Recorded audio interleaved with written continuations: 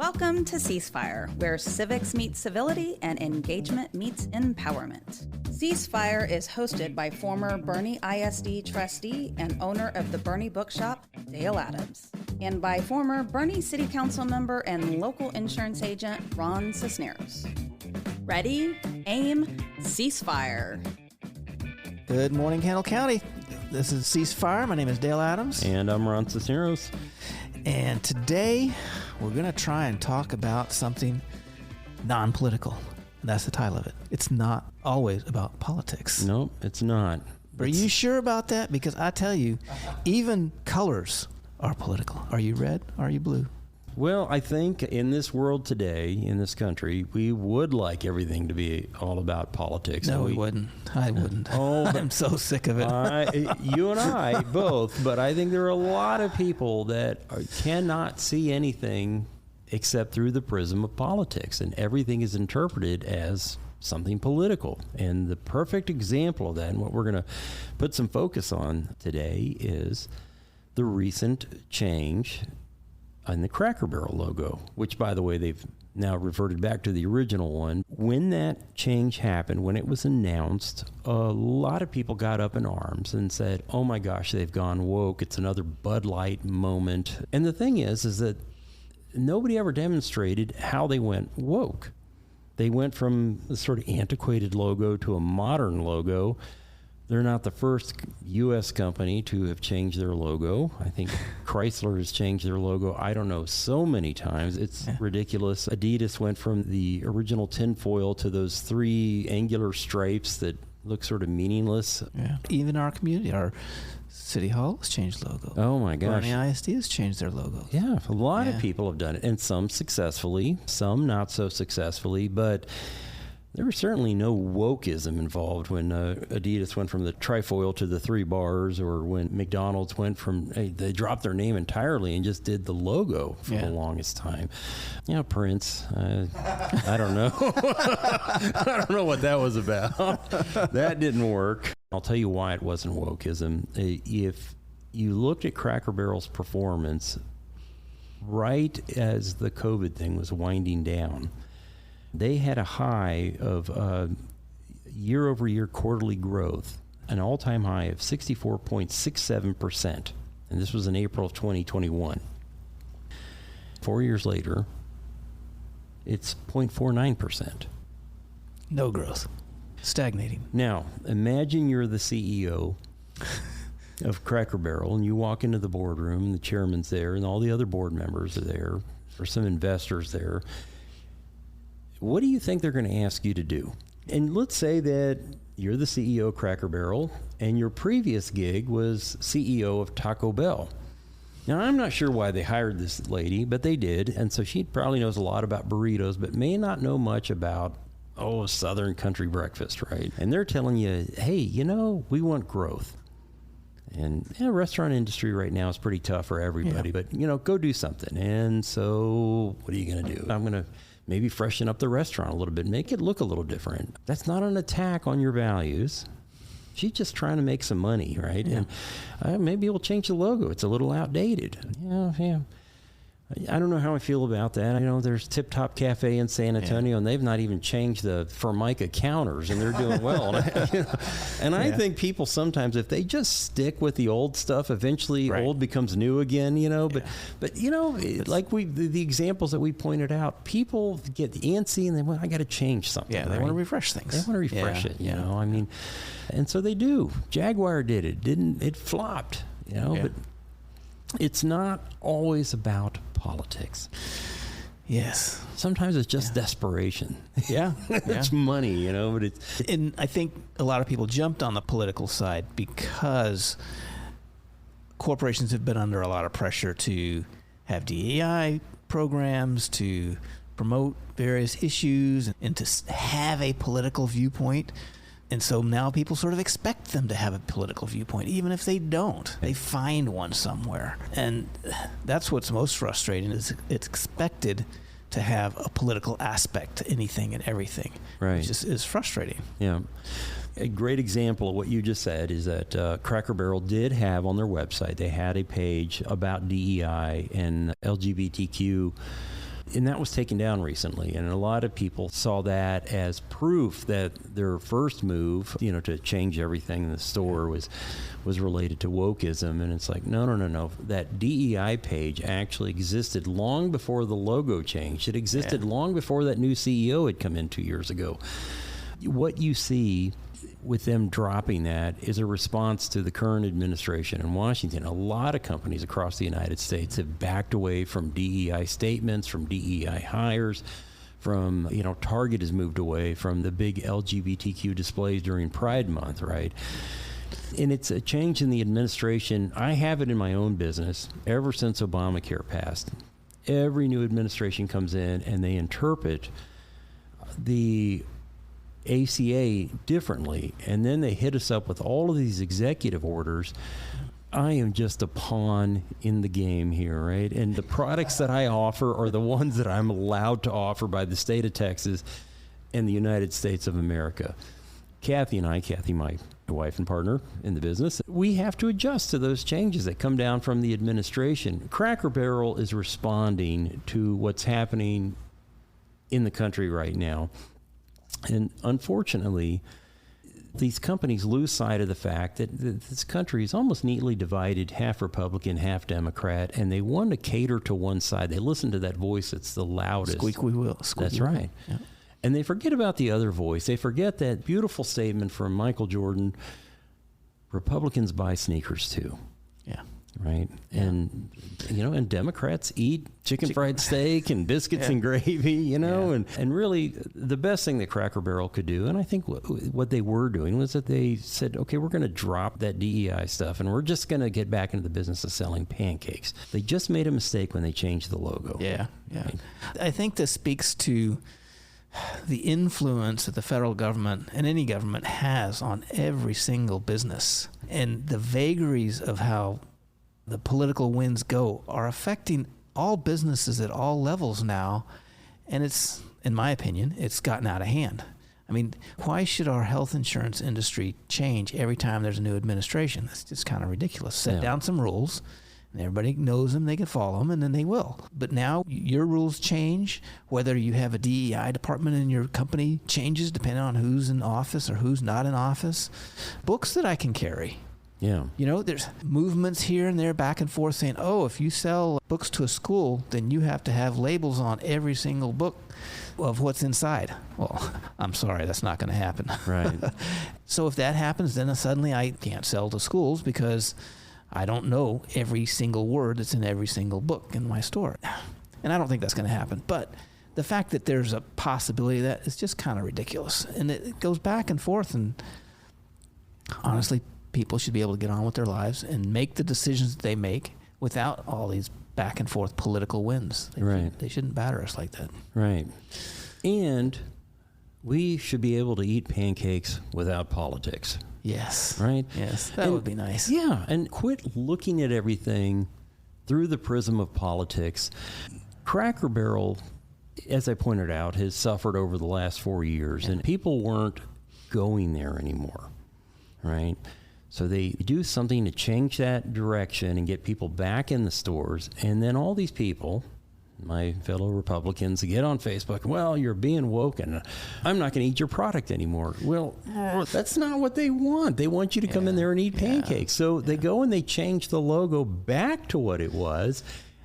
And nobody's going in there to eat pancakes. Both sides are mad. But there's an article that I was just reading today about how their store sales are suffering because people are still mad about the logo change. It's like, okay, my fellow Republicans, you got mad. They brought back Uncle Herschel. Would you go in there and buy some pancakes now? You can't protest about something you don't like, a change you don't like, and say, well, I'm never going to go there again when you weren't even going there in the first place. Cracker Barrel wouldn't have had this problem if you would be eating your share of pancakes. Let's all eat our share of pancakes. I can do that. Well, I shouldn't, though. But so why does this happen? Why does everything become political? And why does there's this effort that companies have to kowtow to every different whim that comes along? And I honestly think that our political leaders have a huge role in this because they can use these as signs of accomplishment. So people on the left can say, yes, we got all these companies to have DEI departments. We are victorious. We served your right. Now, they haven't solved all issues that are really out there, homelessness, wealth, income distribution issues that they think are such a big deal. And the same thing on our side. Yeah, we got them to get rid of all their DEI programs. So what? Where are we addressing other issues? And I think a lot of times this effort to politicize everything gives those in power the ability to claim victory and achievements when they haven't really addressed any meaningful issues. Right. All they do is they wear the red shirt or the blue shirt, and suddenly they're great. Right. And I'll tell you a short story here about a short person. I took my wife to go see U2. I think it was mid-90s. It was probably the Zooropa tour. And we were still like a new couple, a new thing, right? And so I thought, I'm going to impress her. I'm going to get floor seats. She had never seen U2 before. I had the privilege of seeing them back in the Joshua Tree tour. So I thought, I'd like to see him again. I'm going to take her to go see him. You know my wife, she's claims to be 5'2". She's probably 5'1". And I don't even remember the first band. I think it was Third Eye Blind or something like that. Everybody's sitting on their hands. U2 comes on, everybody's standing up, and she can't see a thing. And we're so close to the front that she can't even see the video screens or anything like that. So she saw the people's butts pretty much for the whole show. You didn't put it on your shoulders? No, I didn't. But you're not a real man. Thanks, Dale. So I tell her, look, I'm going to make it up to you. We're going to go see him again some other time. And some other time became, 15 years later, something like that. We go off to San Diego to go see him. And Bono gets to talk in between every song, and every time he gets the microphone between songs, he rails on Trump. Yeah. And it made the show miserable. And I thought, why can't we just sing? Just play music, right? And Republicans love to talk about that all the time. They love to complain about entertainers. Why can't you just act? Why can't you just sing? Why can't you, And it's like, well, then why can't you just go eat a pancake and not care about Uncle Herschel missing from the Cracker Barrel logo? It's like, we do it too. Yes. And actually, when actors and singers do get up and say something on the conservative side, they praise him, and so that feedback encourages that. So the people on the left are getting the same thing. Yes. They're getting positive feedback from people saying, yeah, go, say that. And so they get that feedback. Yeah. That's a great point. We're looking for affirmation through our celebrities and icons, the sports icons, and just confirmation of our beliefs. Right. Yeah. So as a society, we are doing that. We are driving that celebrity political views. You remember back in the, I want to say it was in the 90s, maybe the early 2000s. We didn't have a whole lot of spokespeople in Hollywood back then. And so we'd get excited when somebody that hadn't done anything relevant in years, like Bo Derek was a Republican. Oh, Bo Derek's a Republican. It's like, yeah, guys, I think we can do better. Now we have quite a few celebrities on the Republican side. I shouldn't say we, because it's not me, but I see so many people get excited about it. It's like, I don't care. I don't care if that movie star's a Republican. I don't care if they're a Democrat. I just act well or play guitar well or, Adidas. If you know me, you know that I have a lot of Adidas shoes. It's like, I just want you to make shoes, right? And I want to wear your shoes. I'll give you money. Yeah. You make shoes for me. I don't need all of the other junk you're trying to give me. Yeah. But at the same time, I got to admit, it is nice to hear that sometimes, because I get tired of hearing people say things that I disagree with. And sometimes when somebody comes out and says, I believe in the right to life or whatever it is, I'm like, yeah, thank goodness. I'm glad to hear that somebody else agrees with me on that. I don't want that to be the case, but when you get a lot from one side, I admit it's nice to hear it from the other side. Now, I wish in general either side do it, but it's there. Yeah. So a bit of a conundrum there. I look at everything first through a local level and then kind of expand out from there. So like your bookshop, you're the only bookstore in town. And if you were... Well, there's the other one. What other one? The bookshop under the windmill. They're there. It's a used bookstore by the library. You're correct. Yeah. You are the only new bookstore in town. How about that? Okay, great. But if you were a registered Democrat and you believed in abortion and you were a member of the Socialist Party of America, I would still buy books from you. I would still buy books from you, not just because you were the only bookstore in Bernie and I didn't want to go into San Antonio, but how could I have any reach with you if I didn't engage with you? And that's a good point. Yeah. How could I have any influence with you if I didn't engage with you? We talked about this last week in our show. Yep. That's a good point. It does politicizing things. And so I think that's a great point. In my store, I try and keep it as apolitical as possible. Now, that's impossible because I get to pick what the books are in there. But like I mentioned last week, I do carry some books that I don't necessarily agree with. But over time, I have to admit that I do pick books that I agree with more so than I don't agree with. But I do try and stay as apolitical as possible at the store. I really, really do.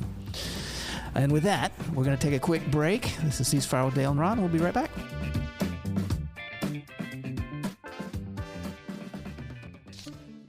Bernie has its own bookshop.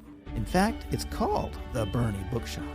Hi, I'm Dale Adams, inviting you to get lost. Get lost in a good book in our relaxed and casual atmosphere. We have a wide and eclectic selection in the Bernie Bookshop.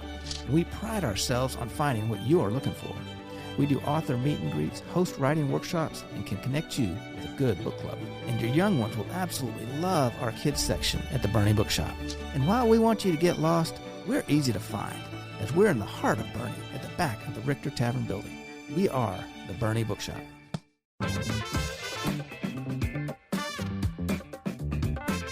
Welcome back. This is Ceasefire with Dale and Ron, and we're talking about politicization, and that not everything is always about politics. Yeah. And we talked about Cracker Barrel and Nike and a lot of these. Oh, no, I didn't talk about Nike. You mentioned it. No, I talked about Adidas. Oh. Nike is for the other people.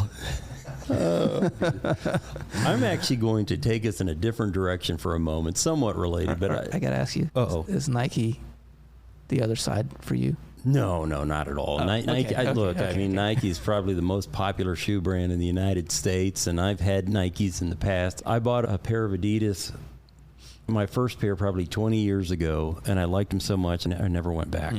Okay. And I kind of feel like it's my little stand of defiance against everybody else, because there's still not political, right? No. It's that 14-year-old rebel that still resides in me. That the little 14-year-old long-haired punk rocker that just kind of like, you know what? Y'all keep wearing your Nikes. I want to wear something different. Yeah. So of course, if I go to Europe, I'm going to look like everybody else. Then I'll be the big conformist. Yeah. And speaking of 14-year-old rebels, it's actually a great segue here. When I was that age and I had my long hair and I was listening to, Iron Maiden and Judas Priest, and then on the off days I'd listen to Black Flag and Dead Kennedys and all that hardcore punk rock stuff that I loved so much back then, and probably still do. I was always amused when I'd get around other people and we'd start talking about music, and a band would hit it big. They'd go from obscurity to superstardom. Yeah. And these diehard, punk rockers or metalheads would say, well, they sold out or they went commercial, right? And they always wanted to deny them success, and they always wanted these bands to live forever in their parents' home and play in their parents' garage. And I thought, why is it so bad for a band to break out? Loverboy. I was just talking to my wife about this the other day. The first album had a couple of good tracks on it, but really didn't go anywhere. Second album blows up. Third album, everybody's like making fun of them now, right? It's like nobody wanted to have anything to do with the band that had the dude in the red leather pants on the front cover, right? It's like now we mock them. And the reason I bring this up is that there's this, we talk about this so much on the show, this aversion to change. What happened with Cracker Barrel was change. What happened with Adidas when they left the trifoil and went to the three little bar graph looking thing, is just change. And sometimes corporations and the people who make them up feel the need to change. How many times have you changed, not you don't change, but other people change their hairstyle. Other people say, I'm going to change shoe brands, or I'm going to change my nail polish, right? We're constantly looking for this refresh. We do it personally in our own lives, right? I mean, we go to church seeking change. And then somebody else changes, and it's like, well, you can't do that. Yeah. Like, I'm going to change. I am absolutely not the same guy I was when my wife met me. My hair's a lot shorter, right? But I look at her and I'm like, why are you wearing that? You can't do that. You can't change on me. I'm going to change on you, but you can't change on me. I mean, HEB. Oh my gosh, man! If they move the bread aisle, Bernie will lose its freaking mind. It's like, you can't do that. You can't move the peanut butter. They did, and that just drove me nuts. They rearranged their aisles. Yeah, you remember that? It's like a couple of years ago. It was crazy. Yeah, but it took you like a month to figure it out, and then they keep it the same way for 3 years, and they do a refresh. Yeah. Oh my gosh, it's chaos. Yeah. I think the lesson is that we need to make things less political. Just in general, let people change, let people do their thing, and just deal with issues as the issue and not making it a political thing. Right. I think we'll all get along better with that. And I'd like to add to that, too, that just before you get animated about something, think about it. Is it worth getting on Facebook and complaining about? I mean, did that logo change have any real substantive impact in your life? Changes the view on the highway. Okay, yeah, but it wasn't substantial, was it? I mean, it didn't do anything. Yeah, it's a logo. That's all it is. Yeah. I've stayed at I don't know how many Marriott properties over the course of my business career, and you stay at the same hotels over and over and over again in the valley, where I go to often, and when they change the carpet, it's a good thing. Yeah. They change the beds. That's a good thing, right? Yeah. Not all change is bad, right? True. And again, we're all refreshing ourselves, or we're changing ourselves, and that's not a bad thing. And sometimes it is bad. Sometimes you don't like it, but is it worth complaining about? One thing that I'm going to complain about. Do you consider meat political? No, I'm not aware of any cows or fish that can vote. It's just... And I just heard this recently. Apparently in Texas now, lab-grown meat is illegal. They passed a law, got signed into law, and now we can't have lab-grown meat. Now, I find it disgusting. I'd never touch it with a 10-foot pole. But if somebody wants to slurp out of a Petri dish, well, that's their thing. And I think that... Well, that's appetizing. Exactly. That's the way I look at lab-grown meat. But my point is that why is the meat political now? And this comes from the right. Why have we made meat political? Why is it political whether you eat beef, chicken, vegetable meat, or lab-grown meat? I got to admit, when I heard that, it just pissed me off. But this is the politicization of every little thing. Is that...